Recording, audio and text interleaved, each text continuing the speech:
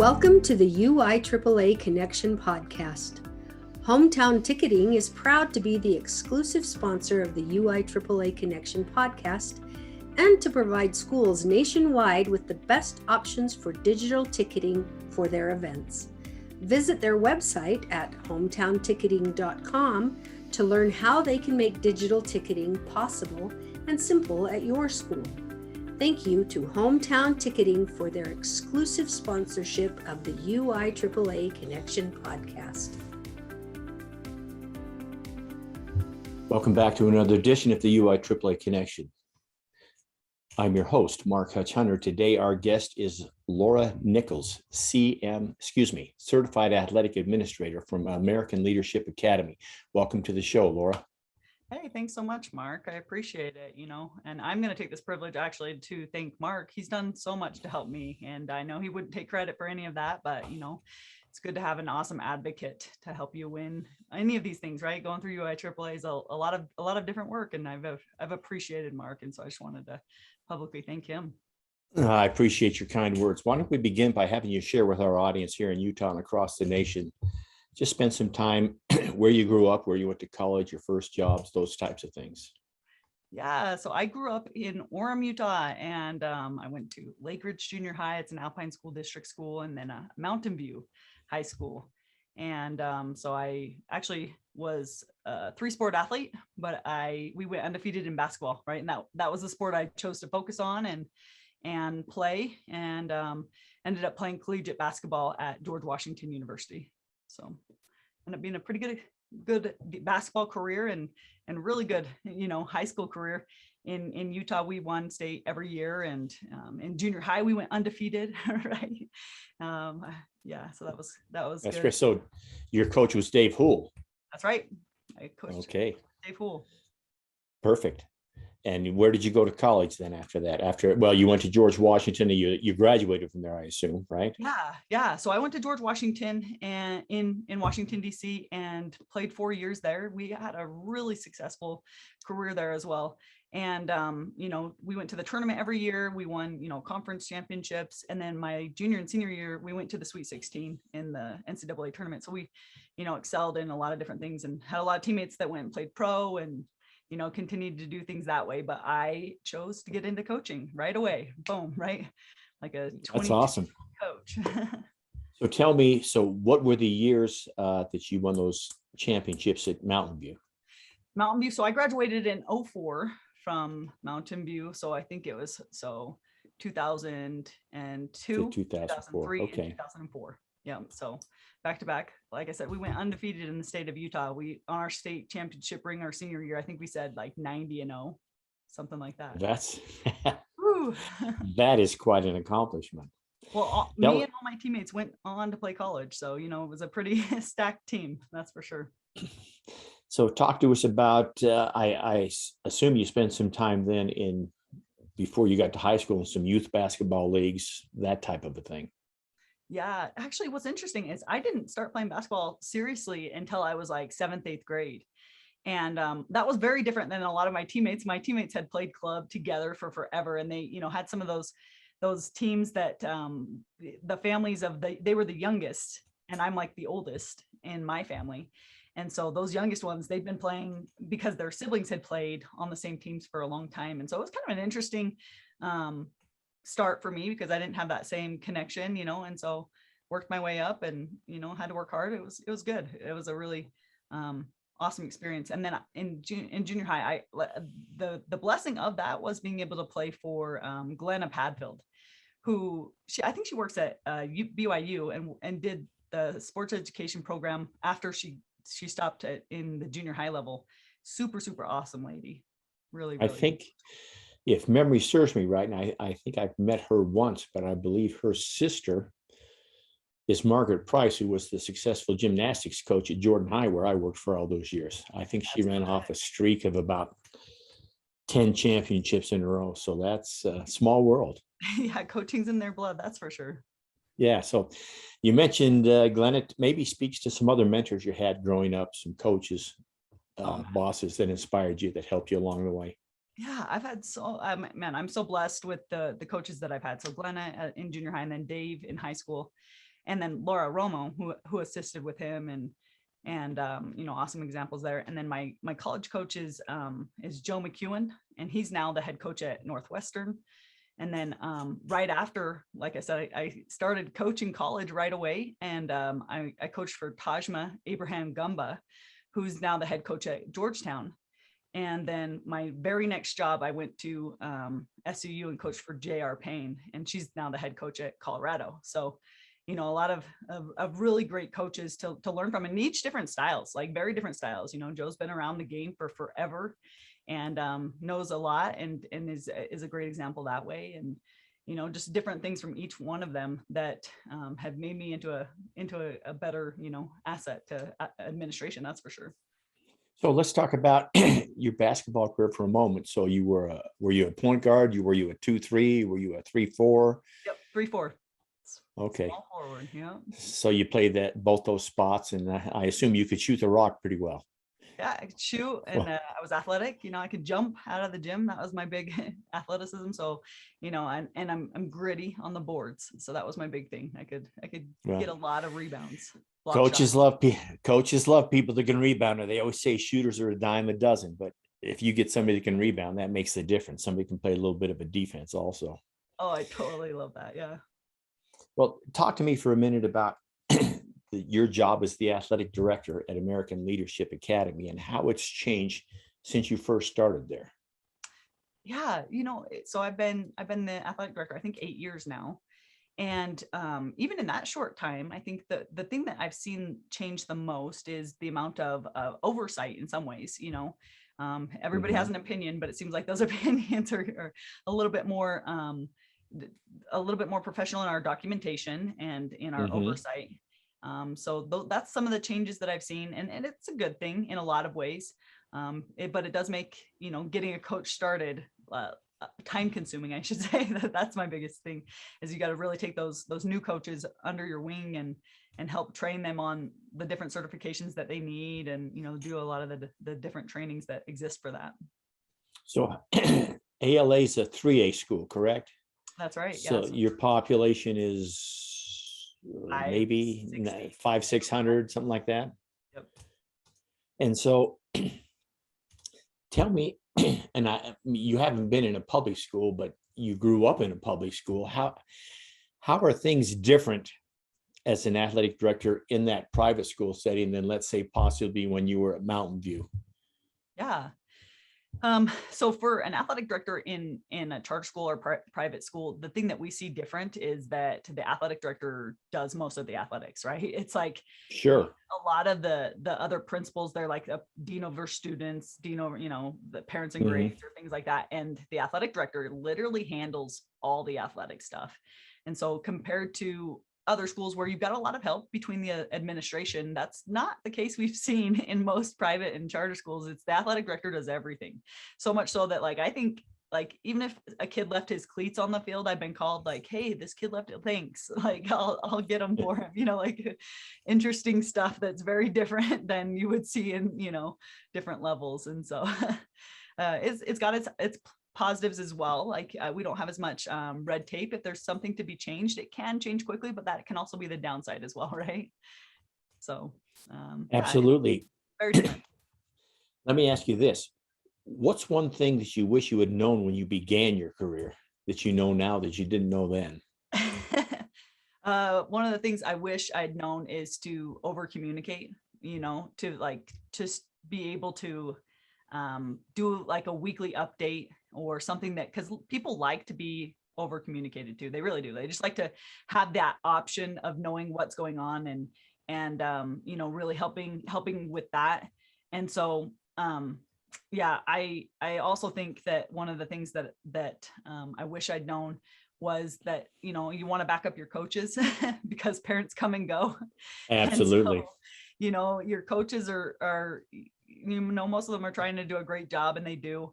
But parents do come and go. So your coaches are the ones that you really want to put your arm around and help. And they're the ones that you mentor and change and influence from that level.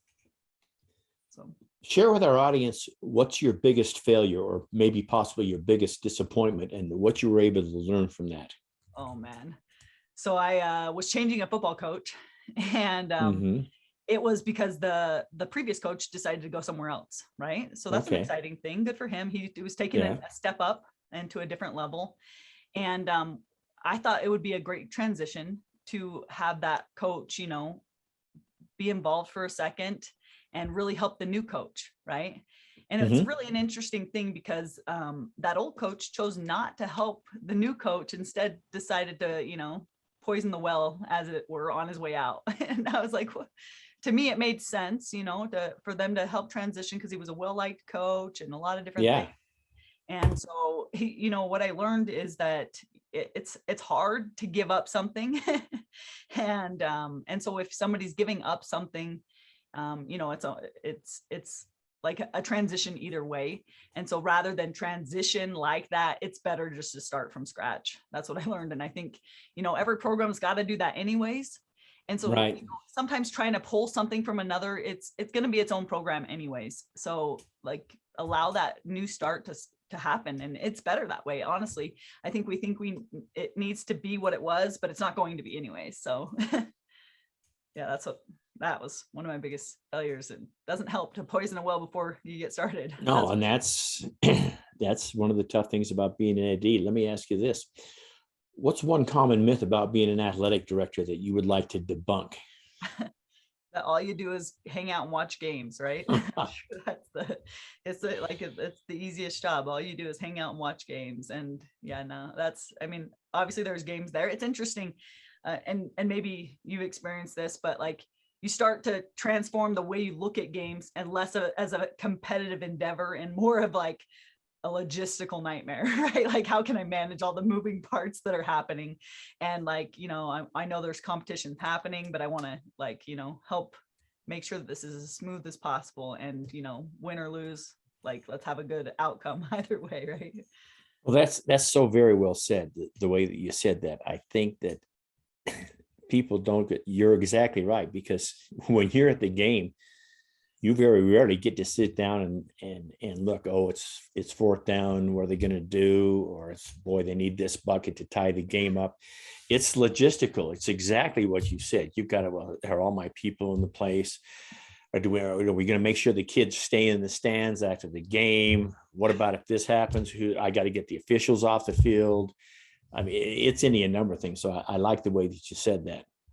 Let's talk for a minute now about your involvement with the UIAAA and your decision to become certified. So you've been at ALA did you coach before you came the AD? I did, yeah. So I was the girls basketball coach, and I tried to do that for a couple of years while being the AD, and that's a no, right? Like that's very difficult to manage a program as well as all the programs, right?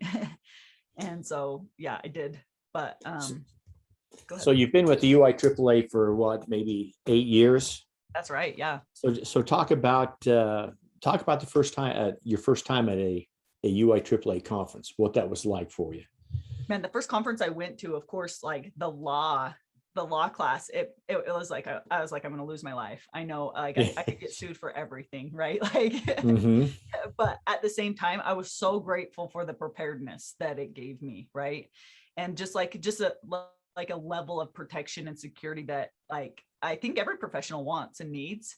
And that's definitely what I was getting. And, that association, to be able to talk among other ADs, to know it's not just me, right? There's other people that are going through very similar situations, and we all, have different ways of handling it. And so it's good to get that collaboration in those conferences, and great speakers, great, presenters, and just such a depth of knowledge. In fact, I think I took classes that whole time. I just didn't take my test for the longest time, right? Sure. So it's good though, because there's a wealth of knowledge there, even, continuing to go, because it's a different dynamic depending on the individuals that come and whatever social issues or whatever current issues you're dealing with. I mean, right now, today, like if we went to a leadership thing, and all the other administrators started talking about the TikTok challenge that happened, and how each of us managed it and what we dealt with on that end. And so really, really great to have those as resources.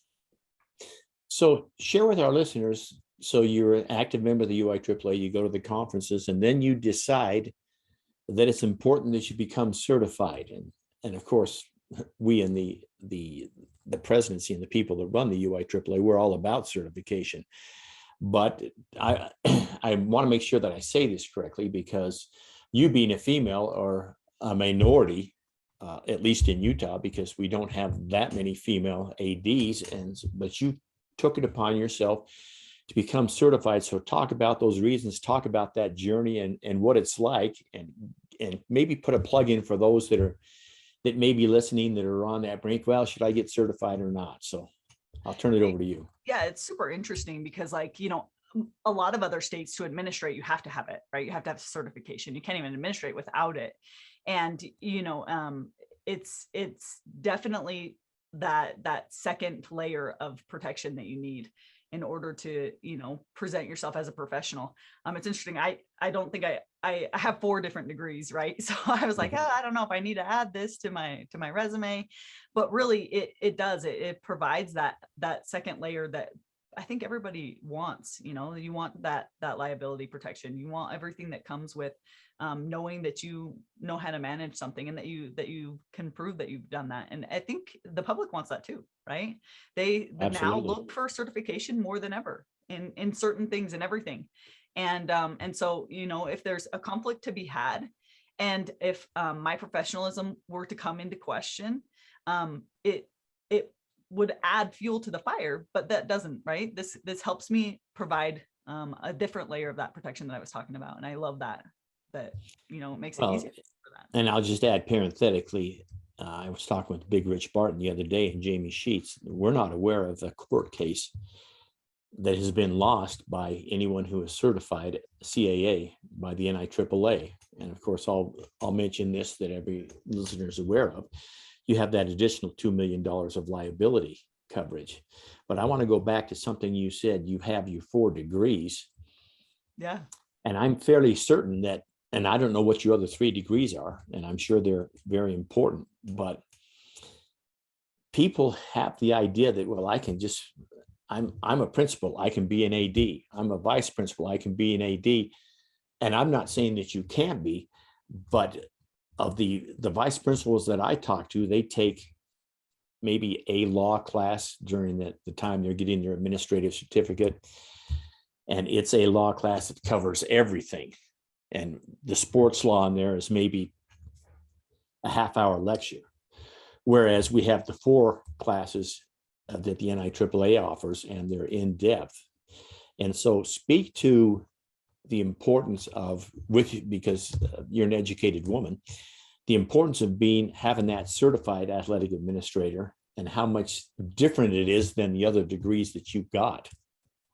Oh, certainly. I mean, what we're talking about is the exact field that we're working in, right? I mean, so you're getting certified on current issues, you're getting certified on future issues, things that, like, litigation, all sorts of things that are happening now, that, like, if you're not aware of that and you behave in a certain way,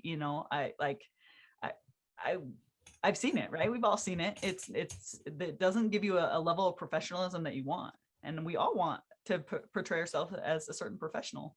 And so in order to be a professional, you need to be informed, right? And so yes, half the battle is information. The other half is how you're going to deal with it. And they provide both, right? They provide the information and then the strategy for how to deal with it. And like I said, that collaboration is what provides a lot of that know-how. And again, each state's different. Each school's different. But when you can create a plan based on proven tactics, methods, and things that have been developing for years, right? It just gives you such credibility. That's huge. So, well, you remind me, I'll share this quickly with you and ask for your reaction. You talk about collaboration, you talk about the network that we have with the UIAAA, the NIAAA.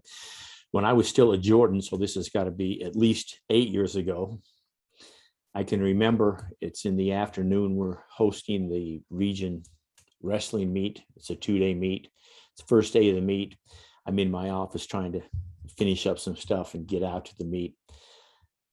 And the Channel 4 news anchor walks into my office with a cameraman and wants an interview. And I said, what are you talking about? She says, I want to talk about the hazing that's gone on with your wrestling team.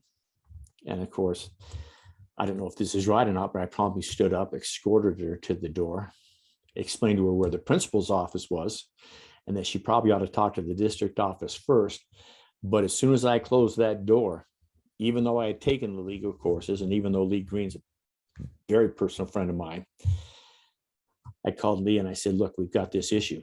And we just talked through what I already knew to make sure we had a plan. Of course, I gave my plan to the principal, and he said, yep, that's how we're going to handle this.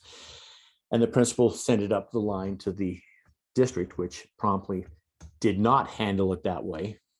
And then there were issues because it wasn't handled that way. So I don't know if you want to comment about that or not, but it was a point that sometimes as athletic directors, people think well, hey, I'm in the district office, I know what's going on. And of course.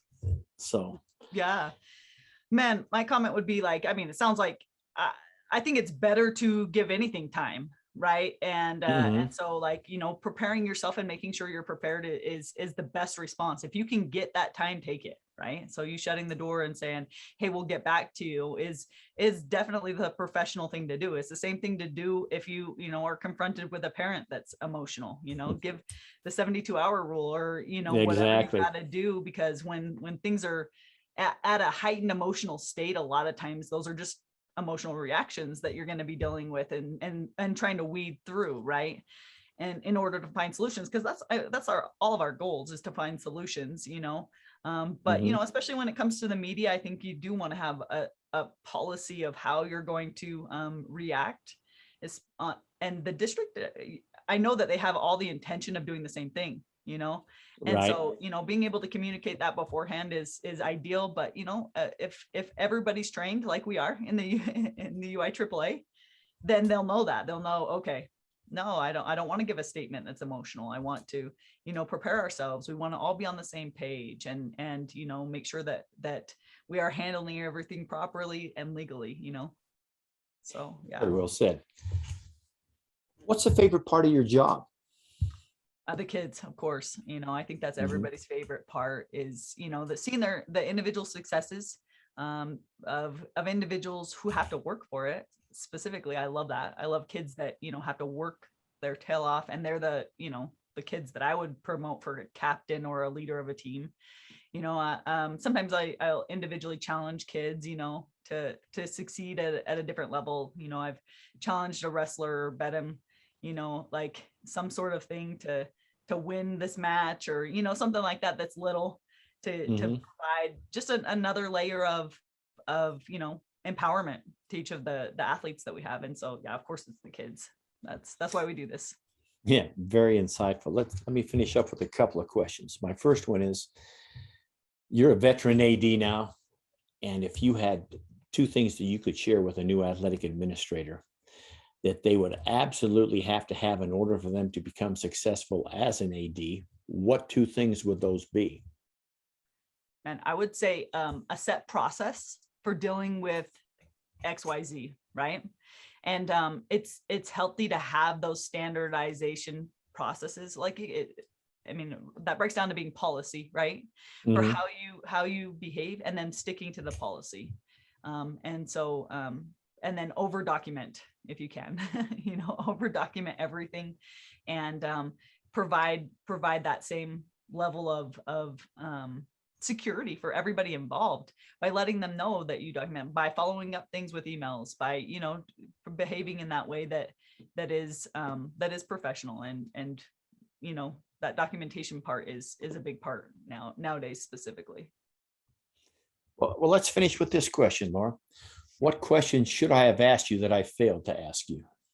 Oh man, I don't know. I guess I would go into, for me as a female, like I know you tried to touch that a little bit, but like as a female AD, like what does that look like? What's the difference for females, right? I think that's a unique. Well, talk about that, because obviously we think in the UIAAA that we're trying to be proactive and we're on top of it. I'm sure we're not, but we still don't have a huge number of females that are athletic directors, we try obviously in our association to treat everybody the same, because the male female thing doesn't matter to us. And so even though we think we're doing a great job, and we may be doing a great job, what does it look like from your side? Well, Being a minority, I guess, is the way to say it. well, the thing, actually, I haven't noticed anything like that, and I definitely don't like pretend to see a difference either on that level, which is good. So that, I think, speaks to exactly what you're talking about. I just think I think I'm allowed to bring it up as a subject, because you, like, it's like, how did I bring this up for you guys? And honestly, I think that every experience is what you make it, regardless of being male, female, or what have you. But you do get treated slightly different when it comes to officials and other things like that. And it usually is if there's contention. If there's contention, female ADs have a hard time being as respected with officials specifically. But other than that, I think that it could be a benefit. But within the UIAAA, I mean, like I said, they've done a great job of allowing all people of all types to be members and can continue to educate and provide that support and security for everybody regardless. But yeah, there's a little bit difference for female ADs when it comes to officiating. Well, yeah, let's just talk about that for a second, because we have the time. So, and I can't say, well, I know exactly what you're talking about, because I've never been in that situation. I officiated when I was younger, but I've never had, at least in my dealings with officials. And of course, I'd been an athletic director for so long, I probably had none of the issues you have. And so let's just brainstorm here for a minute. What are some of the things that, as the UHSAA could do, the UIAAA could do? What are some of the things that we could possibly do to make this become a better situation? Because you and I think everyone listening to this is going to say, well, that's wrong. But right. How do we change that? Well, what are maybe some of the things we can do to change that perception? Yeah. Well, because I mean, again, all of it comes down to training and people's experiences. And unfortunately, when you're dealing with officials, you're dealing with a lot of backgrounds as well that aren't necessarily coming from a profession, right? So they're not, they could be trained on the sport and the rules and things like that, but they may or may not know how to deal with professional situations, right? And so I think that that's part of it, is just professionalism training. I will be a huge part of those issues. And then, maybe some more due process is always helpful, Sure.